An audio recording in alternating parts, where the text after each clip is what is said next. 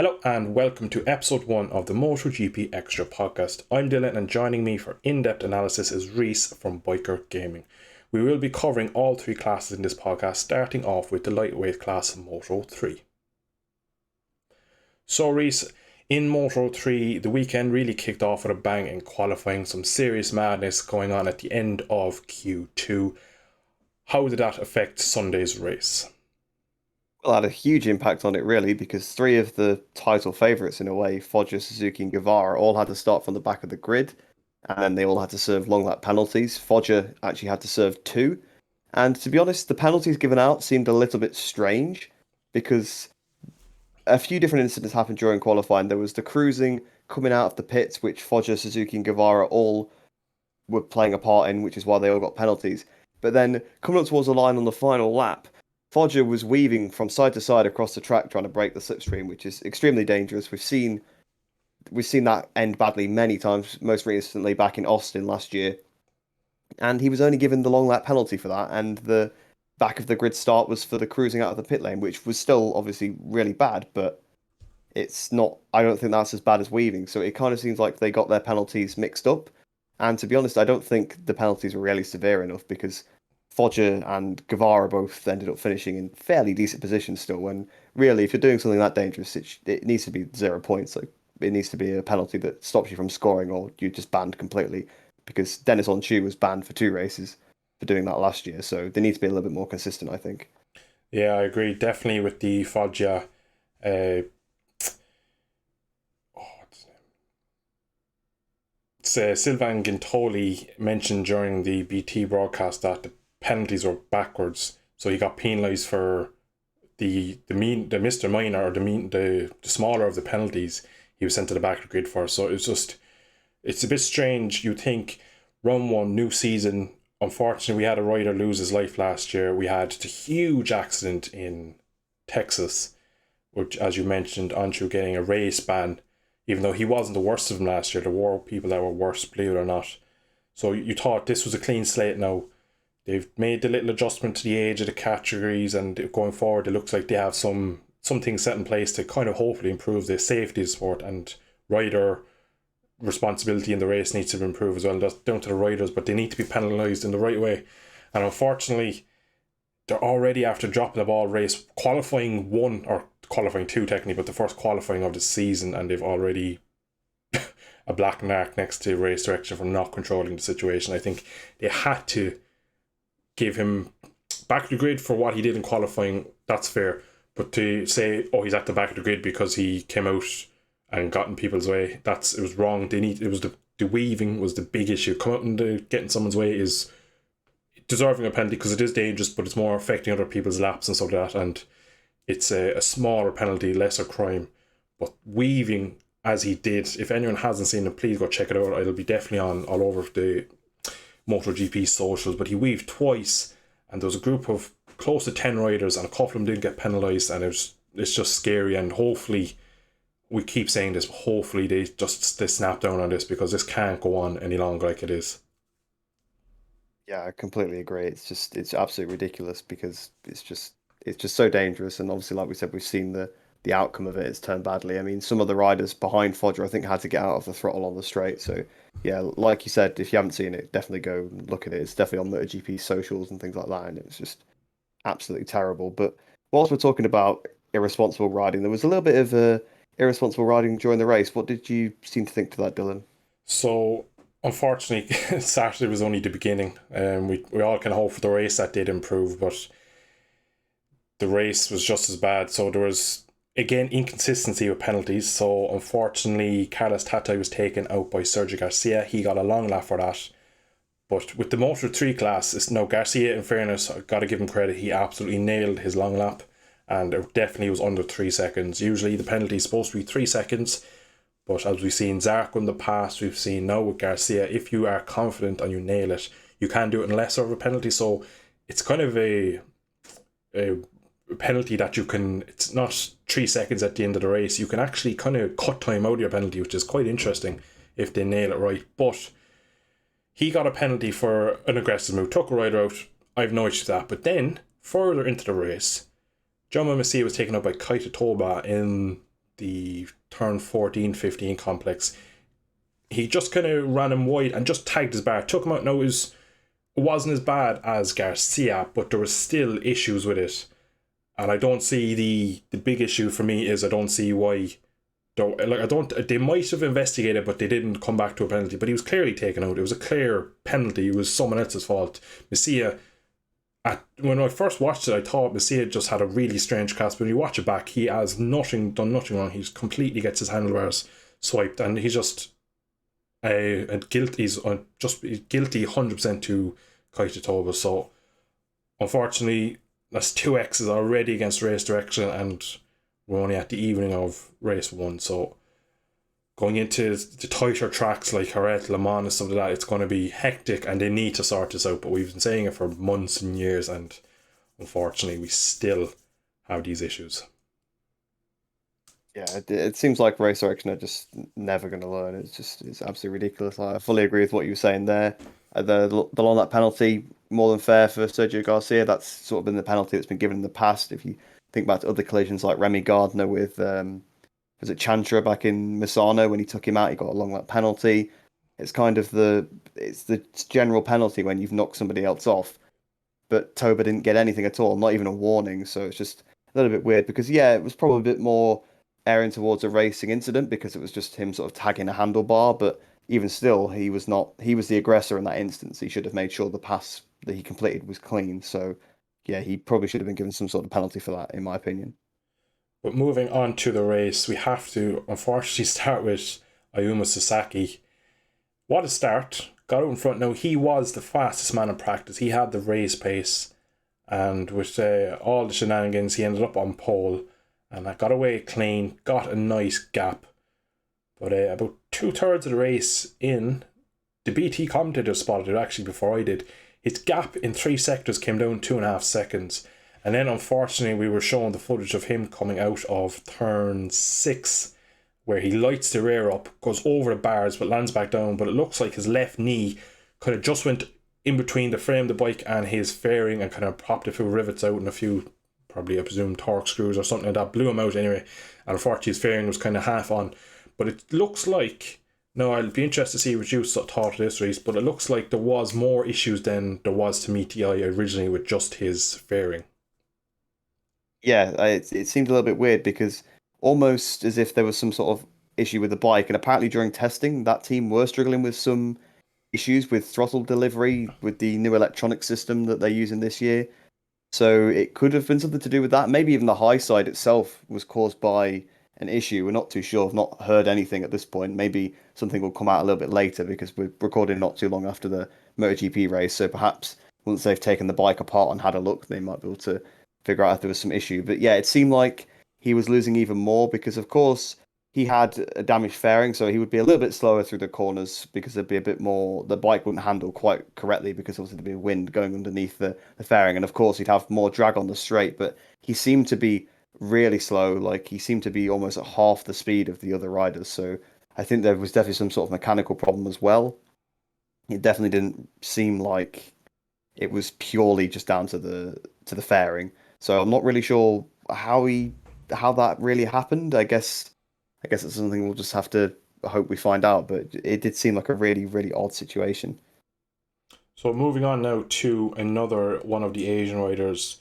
Suzuki got a penalty, as we mentioned previous, that he had a penalty from his qualifying performance. And obviously starting at the back, he's probably around some riders that he was a bit quicker than, but fortunately came into the last corner, made a mistake, went for a bit of an overzealous move, got on the dirty part of the track, crashed, and unfortunately took down his old team, took down Lorenzo Fallon into the final corner. So unfortunately, a penalty in qualifying and taking another rider out in the race. I have serious questions, and I think a lot of people who over Tatsuki Suzuki, whether he is deserving mainly of that seat. That is probably the hottest seat, the Leopard Honda team in Moto 3 over the last couple of seasons, bar maybe the IO team. But I think that might be due to the nationality Honda, Japanese Suzuki. I think that's where I see it, but there's a lot of question marks, and he seems to be very good over one lap, but in the race he just has a few moments where he looks like his brain just switches off. He makes a few errors that are very costly, and already two bigger errors in race one, including the crash in the qualifying. So what is your thoughts on Suzuki and how he's made the transition over to one of the biggest teams in Moto3? Yeah, it's an interesting one, that one, because him getting the signing in the first place did kind of shock me. I think, like you say, I think there may have been some influence from Honda there. Get their basically the number one Honda team, the Leopard. It has been for the last few years, probably the best team in Moto3. Again, like you say, other than probably IO, those two teams definitely pegging. I mean, even since like 2015, obviously those have been the two bikes really fighting for the title most years. So yeah, it was a little bit of a weird signing, and then he was making more mistakes. It's just something he's done throughout his whole career. I mean, back when he was on the 658 bike, he put it on pole, he'd be battling, he'd be leading for a bit, and he'd end up falling off. It was just a bit of a cliche. Both riders in that team at the time really could stick it on pole and just would end up crashing at some point. So it seems like he's carried on doing that because I don't know. I guess it's just how he is. He just, like you say, just kind of switches off and he makes these mistakes. But his initial start was pretty good. He was getting through the pack quite well. I think he was actually in front of Foggia when he fell off, although Foggia did have the extra long lap. But even still, I think he might have been ahead of him before that. So Suzuki's actual start coming back through the pack was pretty good. But yeah, he went for a bit of a move on full on, which it was a bit of a late move, bit of dirty part of the track. Just took the front, just wiped him out, and yeah, that was one of the contenders out of the race completely there because, well, of course, he was crashed, so he was never going to be able to fight for anything. But yeah, just another Suzuki mistake there. Sadly, just seems like something he'll always do. So just to finish off with Moto3, we'll have to cover with the final winner. So it ends up Andrea Migno, Pope Migno as we like to call him. What a little character that fella is. He's 26 now. He's getting on in this class. He's not... 6? I didn't realize he was that old. Yeah, at the start of the BT broadcast to the race, they had the Stars of Tomorrow, and there was a picture of him, and Gavin Emmett mentioned he's 26 now, so he is one of the senior riders in the Moto3. So I expect him probably next season, if he can have a good season this year, to move up to Moto2. We'll move on to Nico Antonelli in Moto2 in the VR46 team in a minute, but I reckon that could be a seat for Migno in 2023. But Migno did everything right. What did you make of his performance? Yeah, it was a great performance. I mean, throughout his career, he's shown sort of flashes of brilliance. Obviously, he only had that one win to his name. I think, was it Mugello 2016 or was it 2017? Can't quite remember off the top of my head, but he won that one race at Mugello, and he's been fighting at the front. Last year was a fairly decent season for him. He got quite unlucky, kept getting taken out, but he was always up there in the practice sessions, in the races. He was up there generally. Crashed a few times himself, but yeah, this time he did it absolutely perfectly. Seems like they might have found a little bit in that snipers team with the straight line speed performance because none of the KTM's could actually draft past him up towards the line, so he wasn't constantly having to fight too much, and he didn't put a foot wrong. I don't think I saw him making a single mistake all race. Great ride from Mino.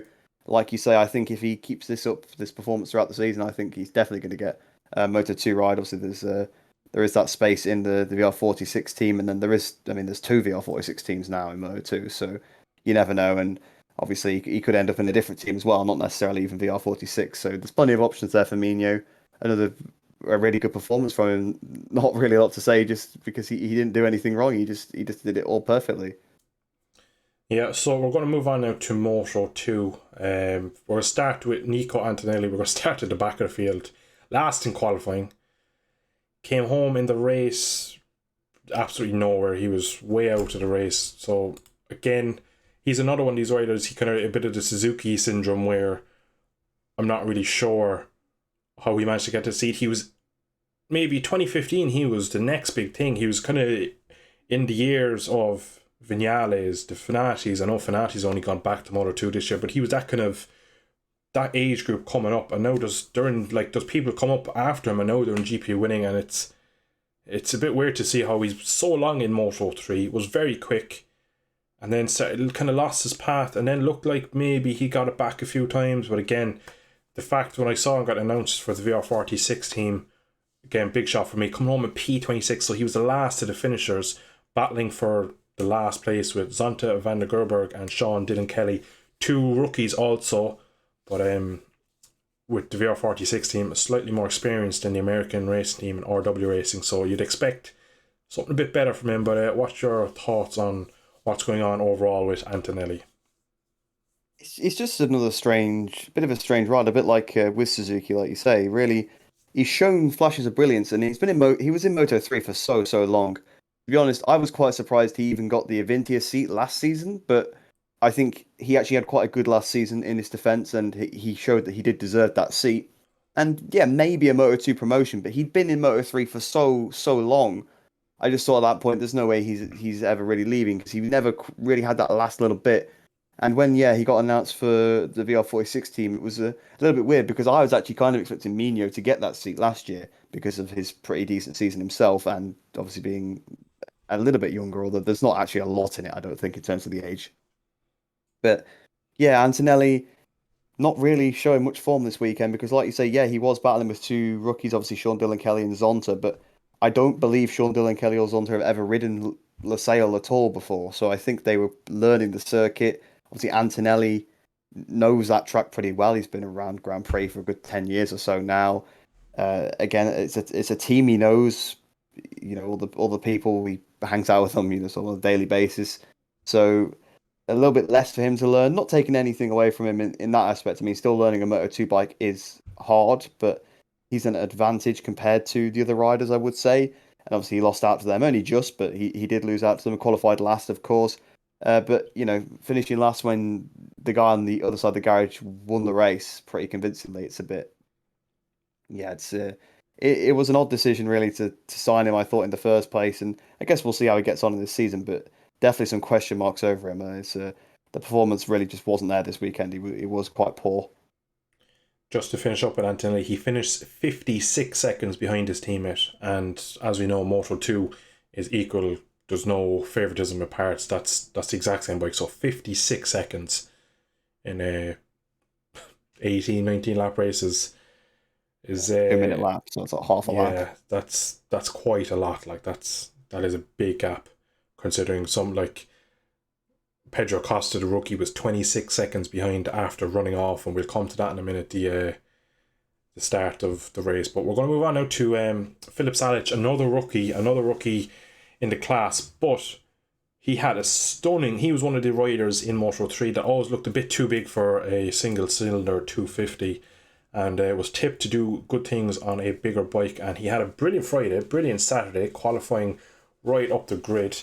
Unfortunately, though, in the race, had a big high side and was briefly knocked out, but after a minute or so looked to regain consciousness and kind of pick himself up. So, Rhys, what do you think he can do in his rookie year after such a promising opening weekend? I think he can do really well. He really impressed me. Like, to be honest, I hadn't even thought about him at all really going into this season. Obviously, he wasn't too bad in Moto 3. He had some flashes of brilliance. I think he got pole at Sachsenring last year.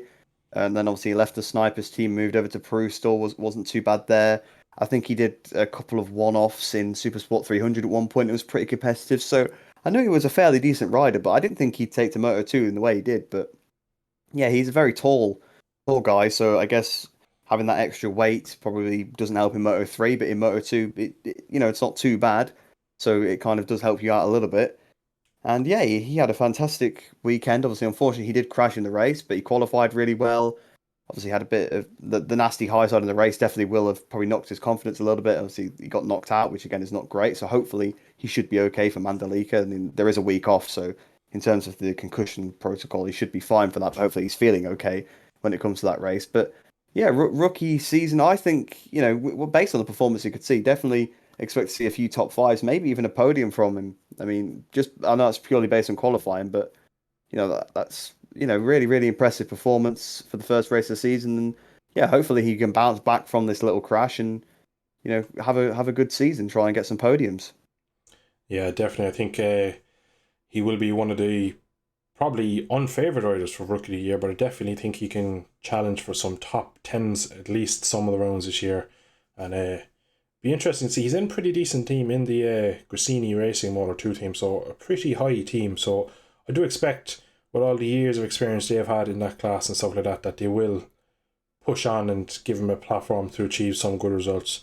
But moving on now, we're on to Sam Lowes. Now, Sam Lowes had some issues in pre-season. He has an issue with his right wrist, I believe. Now, he said it wasn't due to a crash, it's due to that he has liquid building up in it and he starts to lose. It's similar to arm pump, but it's in his wrist. He loses strength more than anything. Now, he said it isn't sore, but he says riding a Moto 2 bike, it's quite physical, and he's an aggressive riding style. So he said he's having issues for more than a couple of laps. He basically starts to lose feeling in his right hand, and that kind of gets a bit dangerous.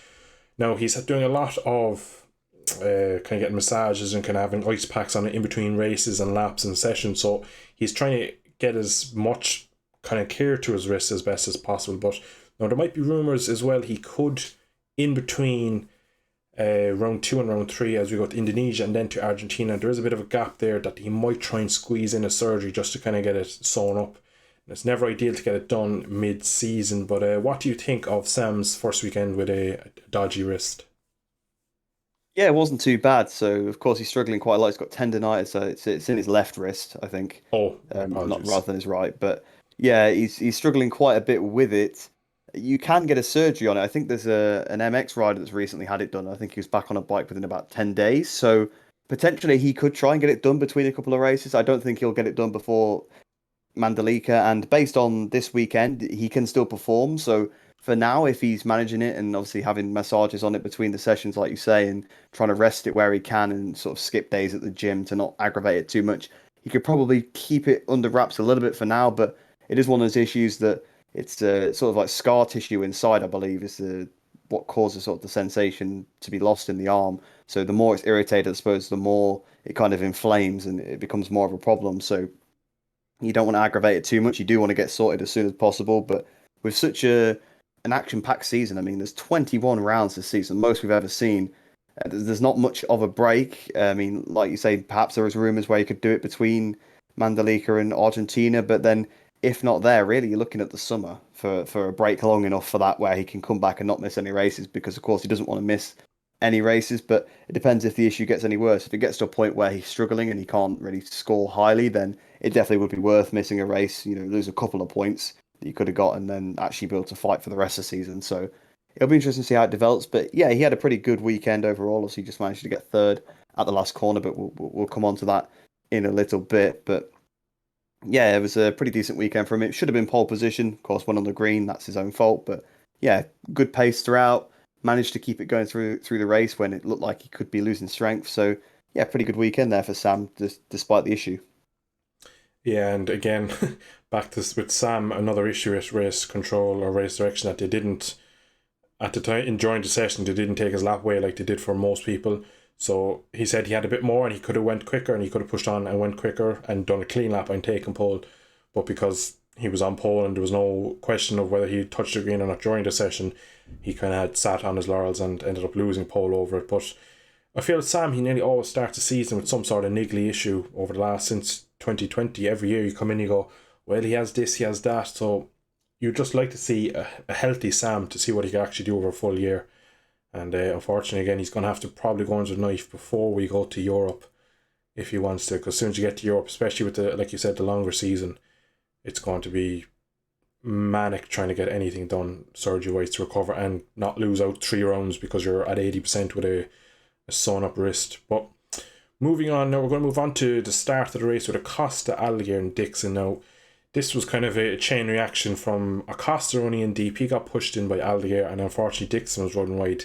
Acosta, I think, was the furthest wide running into the AstroTurf a touch. But 3 riders that were actually at good pace, and there would have been a lot of question marks over what they can do this year.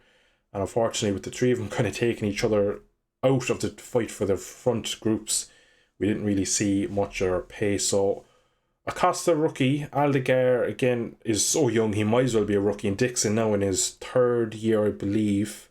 4th year, I believe, actually, in the class. So what do you make of them 3? What can you see for them after round 1? Yeah, it was a little bit of a shame that happened. They kind of all got in hot, sort of on their own, but they kind of got in each other's way. So I think Dixon was the leading of the 3 of them going into the corner. He got in a bit hot. I think Aldeguer probably got sucked in by him, went in even wider. Acosta was sort of round the outside going wide himself anyway, but Aldeguer had to sort of pick up to avoid Dixon, which then made Acosta pick up and run even wider. So I think that's why Acosta ended up actually on the AstroTurf around the outside, and I think he dropped literally the last position. So not an ideal way to start his Moto2 career.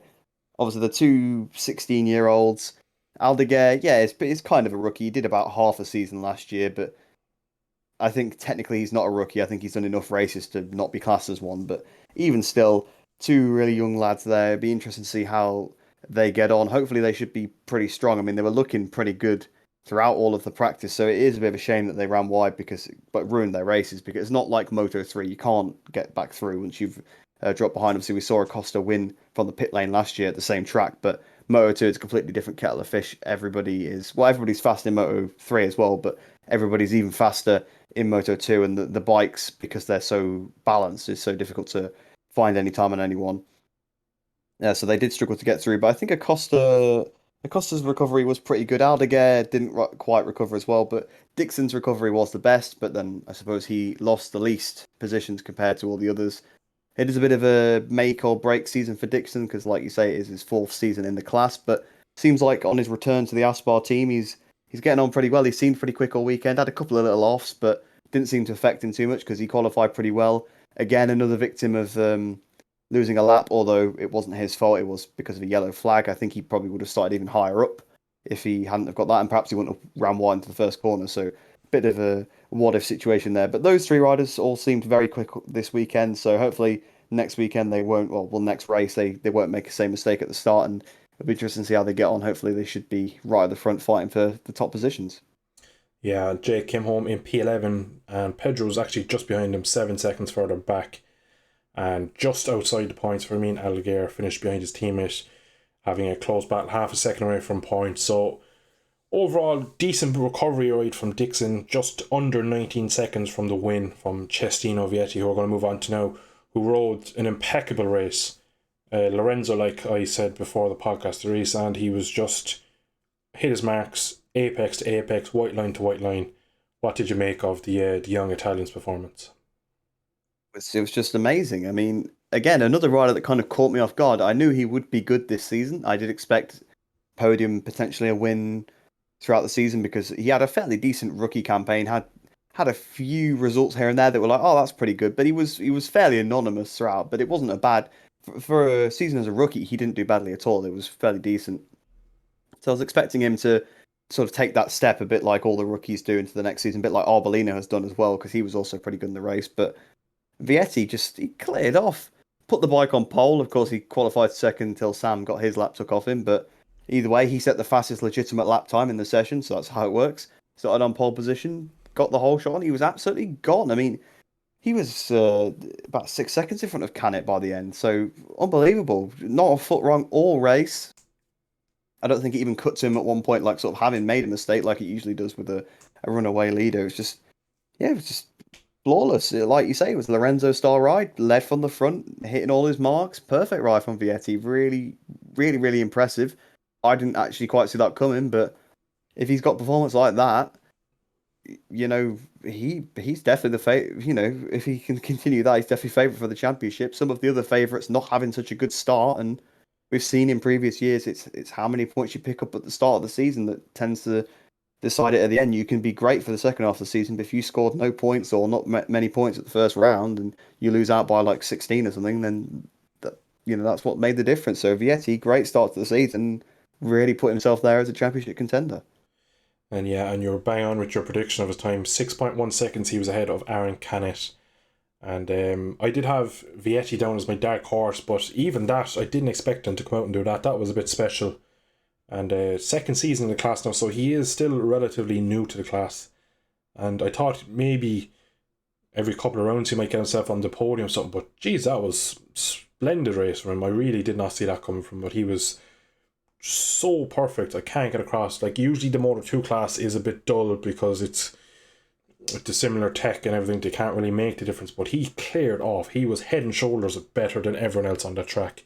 And a shout out as well for Aaron Canet, new team back on the Calyx now with the Flexbox HP40 team. So podium on his debut with a new team. So again, solid result for him. But to end off the Moto 2, we have to cover the last corner shenanigans between Augusto Ramirez and Igor. So coming into the last corner, Augusto Fernandez was in P3, Igor was P4, and Sam Lowe's was P5. And across the line, it was Sam Lowe's P3, Augusto Fernandez P4, and Igor P6. why don't you take us away with what happened in the final lap in the final corner? It's absolutely unbelievable. I still can't believe it.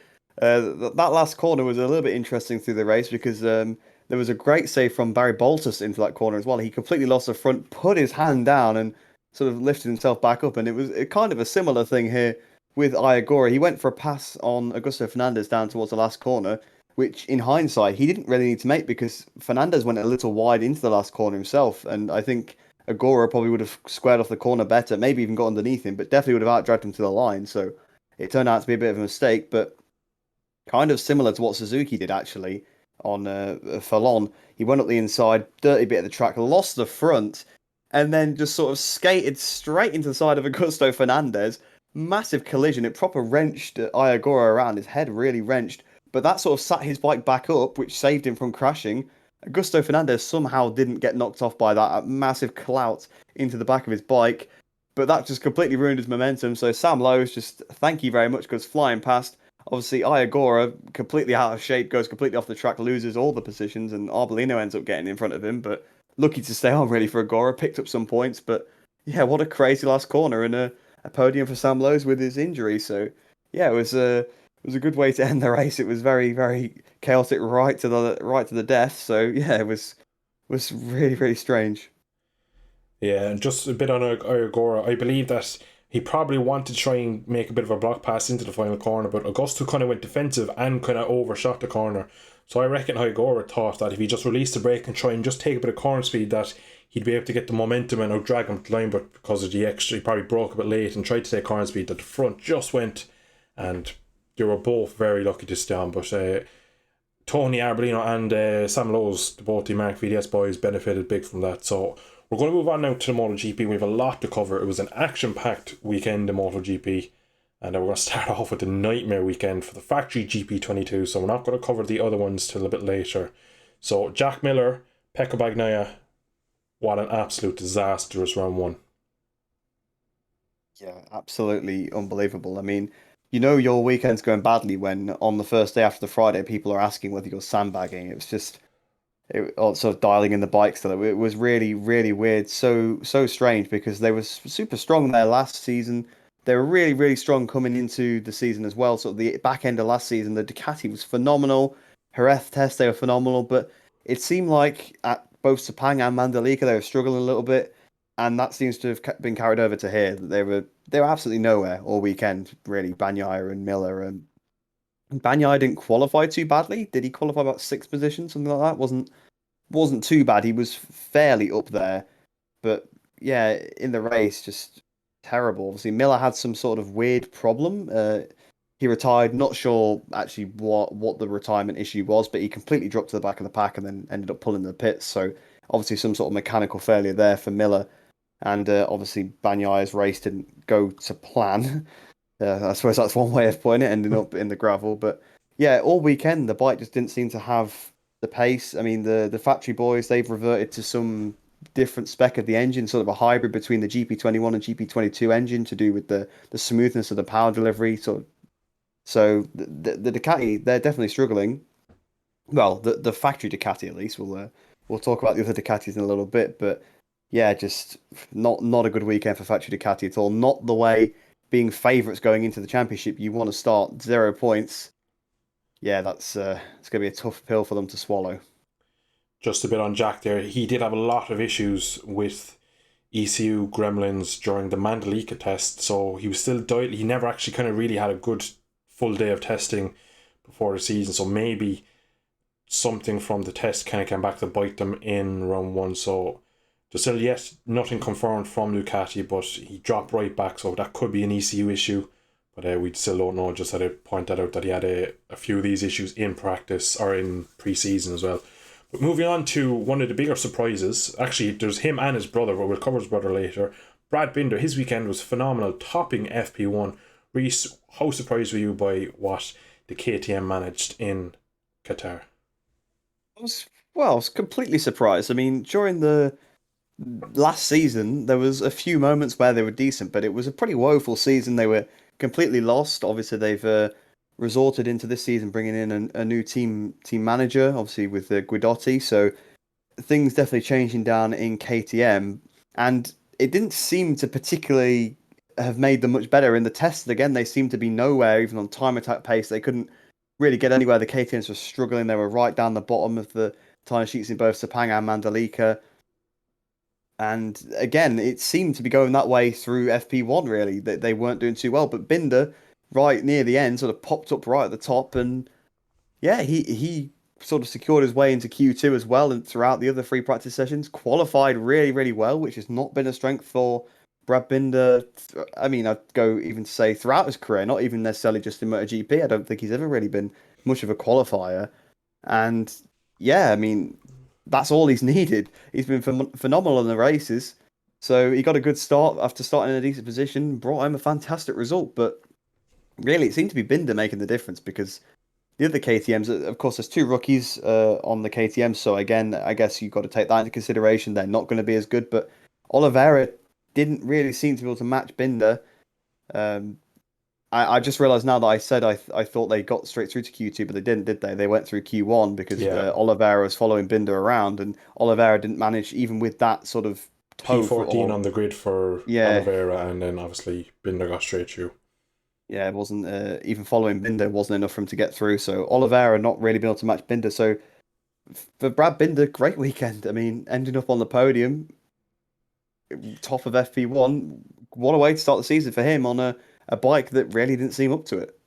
And he absolutely nailed the launch as well. There is some overhead footage on the MotoGP Twitter page, and he absolutely nails it into turn one, and he makes up a lot of time. But just for reference, his teammate crashed out with 12 laps to go, so he was still barely halfway through the race.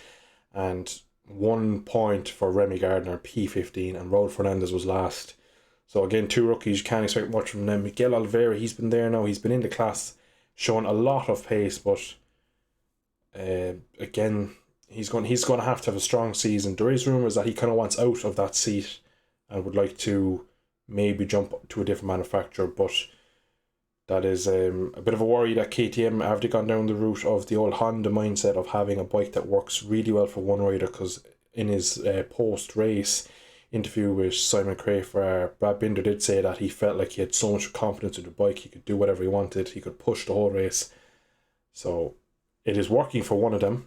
Unfortunately, the other three are a bit at sea. Obviously, the rookies will get there, but someone with the experience of Miguel Oliveira and the talent, you'd expect a lot more than crashing out with half race distance.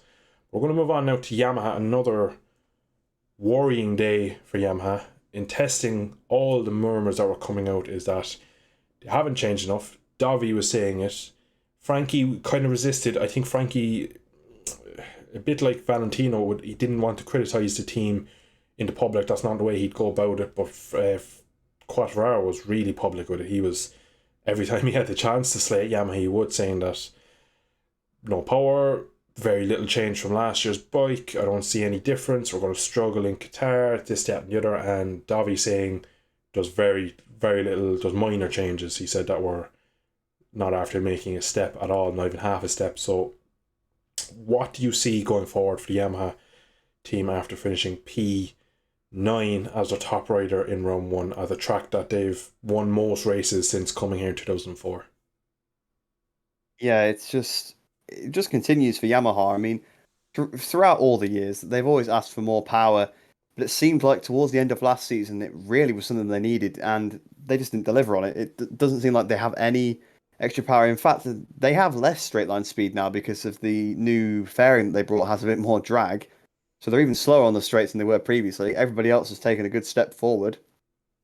I mean, there's been a 2 year engine freeze.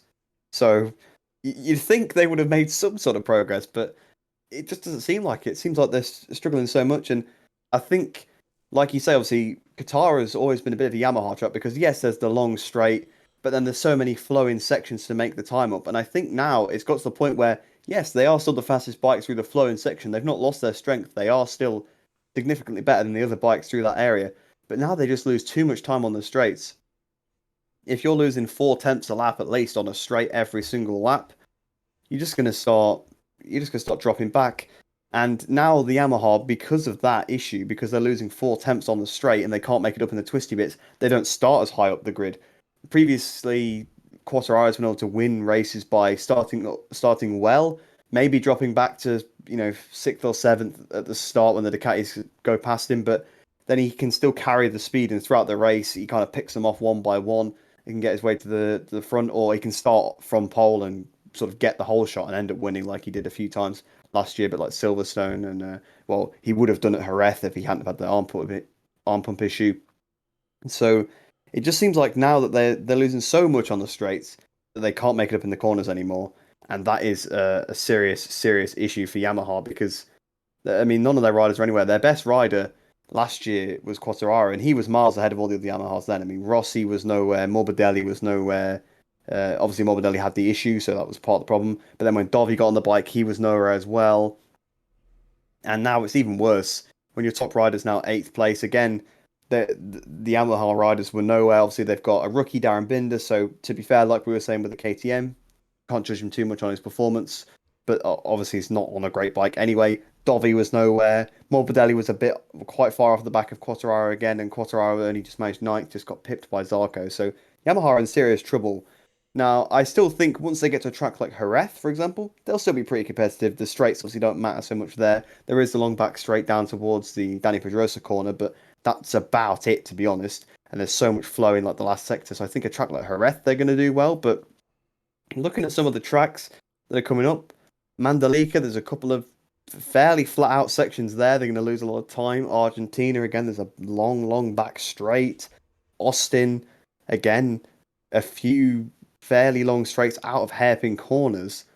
So yeah, Yamaha, they're in a bit of a mess. I mean, they might end up winning a few races, but off this performance, I don't know if they're going to be able to win the title.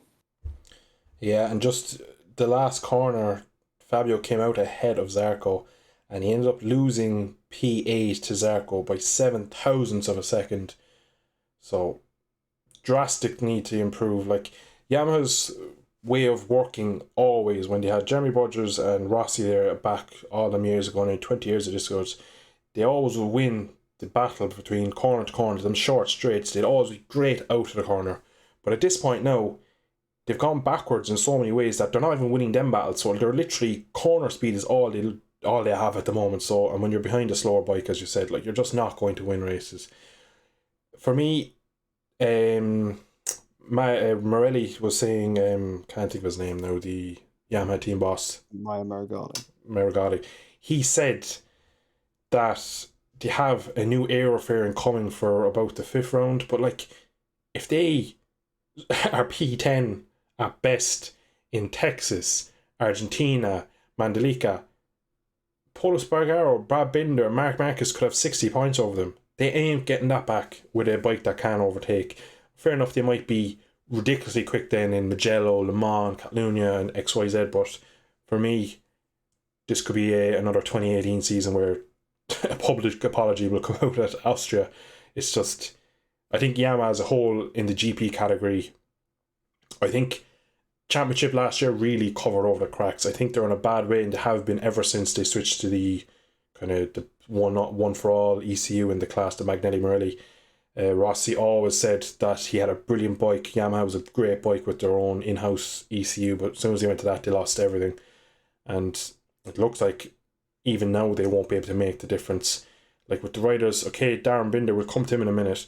He has had a lot of flack thrown at him for getting that right. Dovi, Razvan Rosali came at the end of last year saying that signing Rossi was a mistake. He was too old, and it was like a farewell for him that year. Morbidelli still isn't at race fitness. He's still at about 90%. Over short runs, he still has the pace, but all their hope is on the Frenchman, Fabio Quartararo, and it's getting to him. He's mentally... I watched him in FP4 and Q1 and in Q2, and there was 3 or 4 times where I saw him lose the front, get in hot into turn 1, and especially another issue that I don't think you mentioned is the rear hole shot device isn't as optimized as the others. Every time he comes out of the final corner in FP4, when it deployed it, it just started to tank slap, and as soon as that happens, the ECU will start to cut power just trying to get it going, and he'll have to drop throttle, and you're going to lose acceleration. And if on a bike that's slow already, he's already going to be at a disadvantage. So there's some flaws with the Yamaha at the moment that's going to need some serious work. But we'll see come to Europe. They're always strong in Europe, and we'll go from there. But we're going to move on now from one of the worst performances for Yamaha to an absolute masterclass from Gresini. Enea Bastianini came into this year focusing, he said, on qualifying. I have to qualify better. He said that I have the race pace, I can pass, I'm confident on the bike. Getting the newer bike last year's won 6 races, I think it won, or 7 races, 2 with Jack and a couple with, or 5 or so with Bagnaia, but they have all the data from last year, and he managed to qualify second behind the GP22 of Jorge Martin. But what did you think of the absolute dominating performance from Bastianini in race 1? It was just amazing. I mean, I knew he was going to be good this year because last year he had some great performances. Obviously, the two Missanas being the standout examples everyone goes to. But for me, I first noticed that he was doing a really good job in Aragon when he sort of carved his way through. And then as well at Austin, he also had a pretty good ride, if I remember correctly. So he had some good performances towards the end of 2021. But yeah, like you say, qualifying was the area he really struggled with. If you're starting 21st, you're never going to win the race. However, when you start second, you definitely can win the race, as he showed today by breaking the Gresini winning duck, the first victory since Phillip Island 2006 from Marco Melandri for the Gresini team. So that's it's been a long time for that team. Obviously, they've been the Aprilia team for the last few years, but even before that, obviously they were a satellite Honda team for a long time and never really came close to winning any races. But Bastianini today, just absolutely phenomenal. The way he hunted down Polo Spargaro just to overtake him was just really, really measured. Looked after the tyres perfectly. Didn't get flustered when Brad Binder got in front of him, for example. He just sat there, saved his tyres like he'd sort of been doing in 2021 with those great performances where he came through. It's just he started at the front, so he had to use even less tyre. So absolutely phenomenal performance. Really, really good weekend from Saturday onwards. I mean, Friday was a bit anonymous, but good qualifying, fantastic race. Yeah, you can't really ask for much more. Leading the championship on a satellite bike, and not even a second-rate satellite bike, a third-rate satellite bike. So it's it's pretty impressive. Yeah, and of course, an absolutely incredibly emotional weekend for the Gresini family, as of course we've unfortunately lost Fausto Gresini during the previous year with COVID. So very emotional. His wife was there and she was in tears, even with the race still going. 3 laps to go and she was already in tears. It was very nice to see Paolo Ciabatti and I think Gigi Delinea went into the Gresini garage to condole her as they won and congratulate her. But moving on now from Gresini onto Honda. Now Honda have revolutionised their RC213V.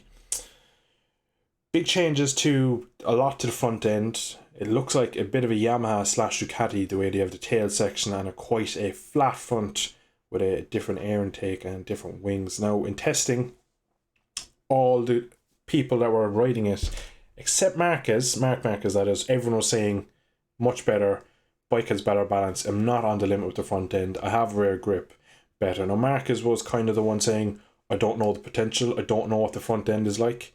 So he was kind of a bit pessimistic, you could say, and he was very, very quick to point out in the pre-race conference that he won 3 races last year with that old bike, so it wasn't that bad. So kind of firing a shot across at his Honda teammates that it was still a bike that could win races. But they got a great start. They led into turn 1-2 for a lot of the race. Mark is unfortunately kind of stood back. Now there's still question marks over his race fitness. First race since he won at Zano 2 when the championship was wrapped up for Fabio. So overall, pretty good weekend. What did you make of it for Honda starting out with a brand new bike? Well, it's very positive for them because obviously they're running 1-2 for a while, like you say. Paul, I mean, at one point it looked like he got the victory in the bag. Turned out he didn't, but podium for him, that's pretty much as good as he got last year straight away. I mean, I know he finished second, of course, in Misano, but in terms of being the lead rider as well, because he beat Marquez, that's got to be about the first time he's done that, like for a good position at least. Perhaps he's beaten when they were both quite far down the order, but yeah, I mean, he's the lead Honda in the championship. Just it's looking pretty good for the bike, to be honest, because Qatar's not particularly a track where they've gone well before. Obviously, Marquez, yes, he's battled with Dovi there a few times, but that's not really the Honda going well. That's sort of Marquez. I mean, the races where Marquez used to battle with Dovi were the races where the Honda didn't work because he wasn't miles up the road, basically. So yeah, it was really interesting to see how good the Honda was straight out the gates. Obviously, it's still got to get dialed in. Completely different bike, so I'm assuming most of the old data is completely irrelevant. It is a little bit interesting to see how Marquez probably isn't quite 100% comfortable with the bike. I think I almost feel like maybe it has too much rear grip for Marquez now because throughout his career he's always skated that rear end. You know, if you look back to his Moto2 days all the way through MotoGP, so potentially that could be some issue. But that's just a theory I have. There's not really any sort of evidence to back that up. I just see that obviously the rear is not breaking traction like it used to. So perhaps that's why he was struggling. Again, like you say, maybe some of the physical fitness. I suppose we'll find out. I mean, it could just be that Paul was quicker on the day. I mean, it's fully possible. Paul Espargaro is a very quick rider, so it just was a little bit odd to see Marquez not being the lead Honda for once. But yeah, Honda, the bike seems to be working pretty well. So yeah, it's got to be good for them going into some weirder tracks as well. Especially they've got Austin coming up soon, which is a Marquez track. So there definitely is going to be a win or two there for Honda at some point.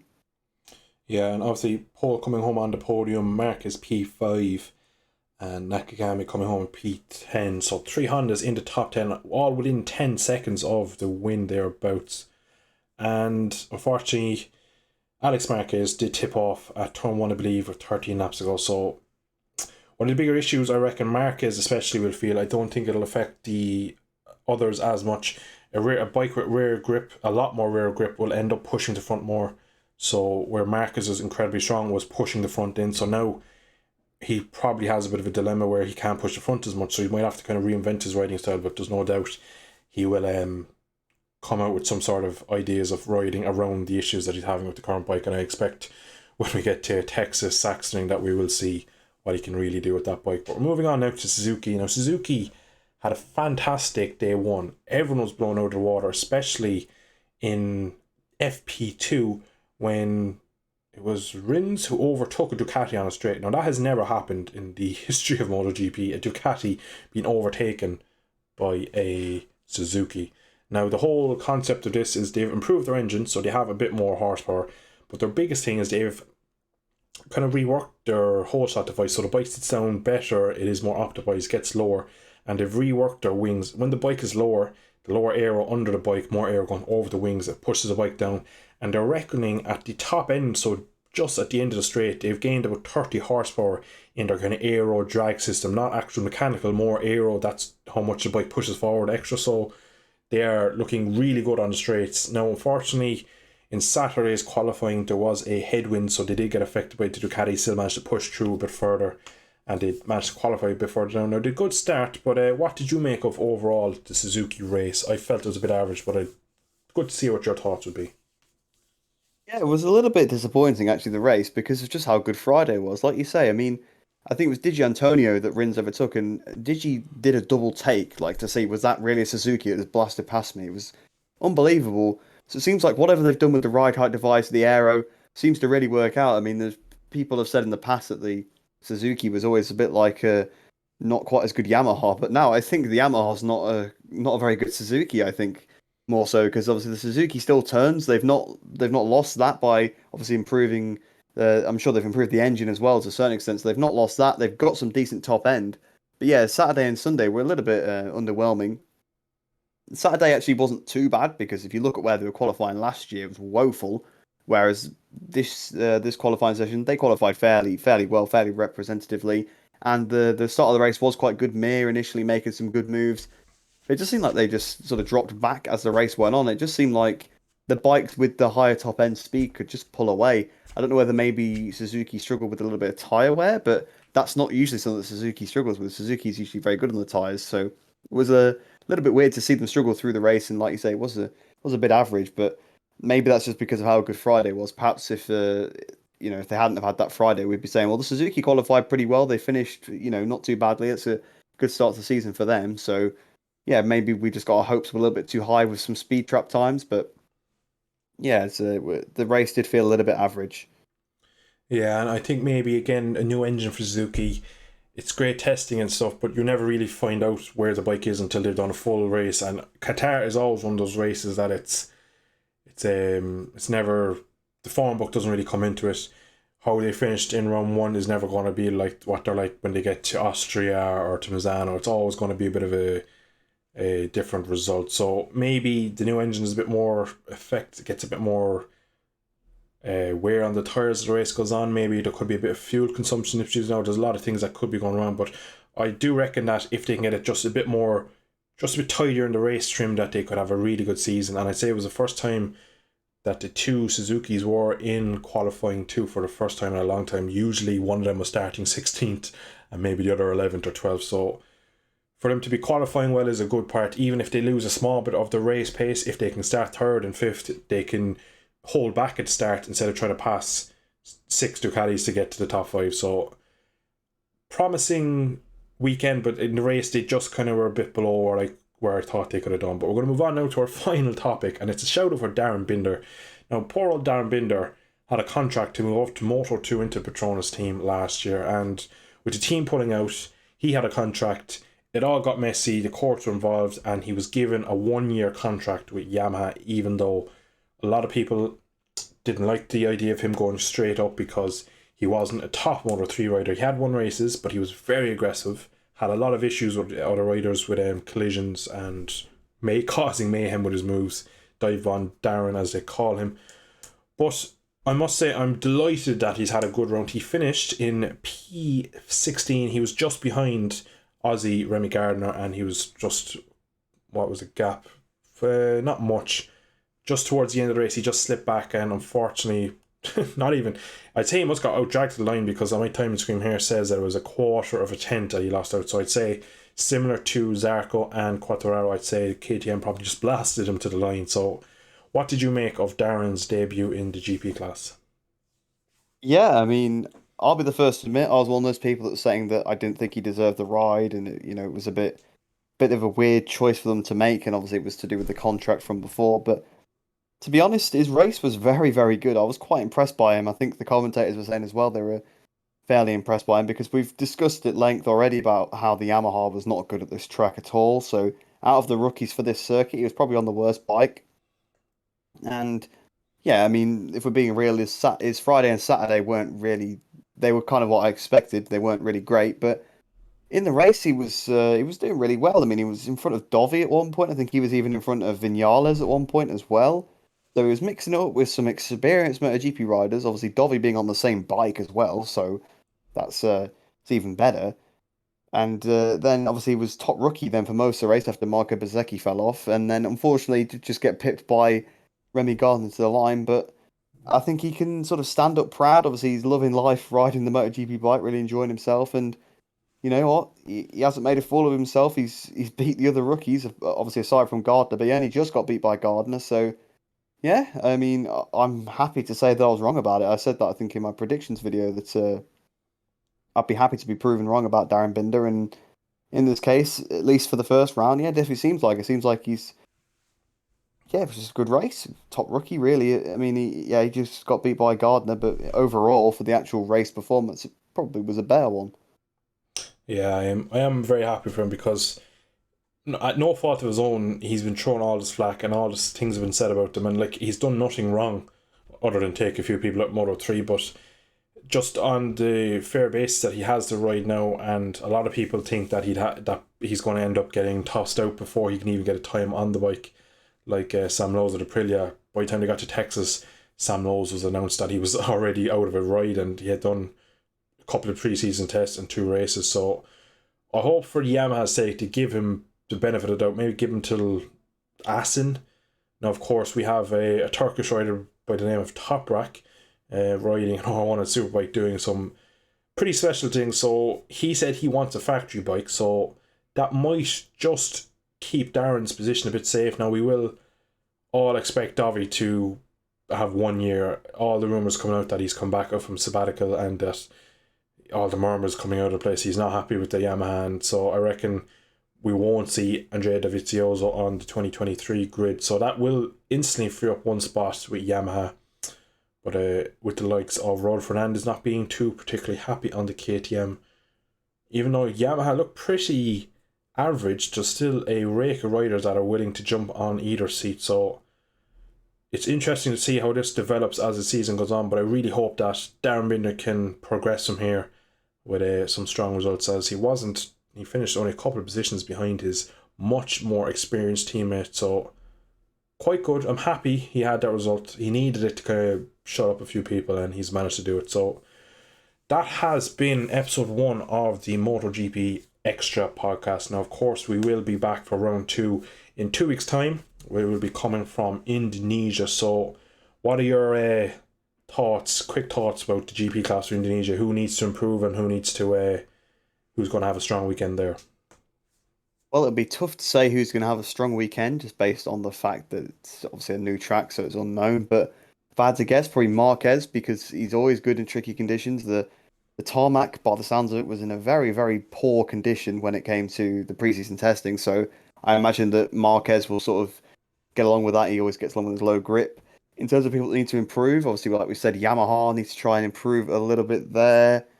I mean, the Ducati as well, the GP22, they need to obviously try and do a little bit better because, I mean, the factory team has scored nothing. I mean, the top scorer, obviously, for the 2022 bike was Zarco, and he was the only scorer. No, actually, of course, Marini's on it, but he was the top scorer on the 2022 bike. So, yeah, they definitely need to improve. Yamaha need to improve. So it'll be an interesting weekend in Mandalika because, of course, we don't know who the track is going to favour. But yeah, I expect that Marquez will probably be one of the riders to beat. What about you? What do you think about going into this weekend? I have fears for the track because of what happened, as you mentioned, in pre-season with the track being torn up. Now, there has been comments from Chaz Davis, ex-World Superbike rider, that they had all the same issues when Superbikes came here, and they were told, yeah, it'll be done, this, that, and the other. Now, the issue is whatever the actual core material that you use is wrong for the part of the world that they're in. So the high humidity heat, it doesn't really work. So they need a slightly different kind of compound of track. And usually when a track is laid, it needs 6 months to set. Like a good cake, it needs to leave and set. Now we're coming there 4 weeks after it's been redone. So really, it's in turn 1. It's not like it's a slower hairpin that you're coming in second gear. You're coming into it about 170, 180 at least on a GP bike. So it's going to get a lot of flack. And I just have my concerns that it might be a bit too much too soon, but I definitely think Ducatis will show strong there because it's a lot of heavy braking and accelerating from slower corners.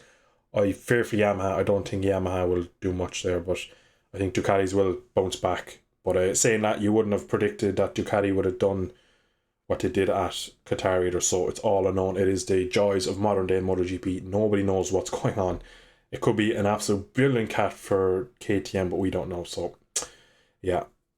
Anything else to add before we finish it off? No, I think that's about it. I think we've covered everything there. Obviously, quite a lot to cover for the first race of the season. I suppose that's always what you're going to get. First few rounds are going to be probably a bit more to say because obviously everything's still quite new until we get into Europe and kind of see what's going on there. But yeah, that is about it.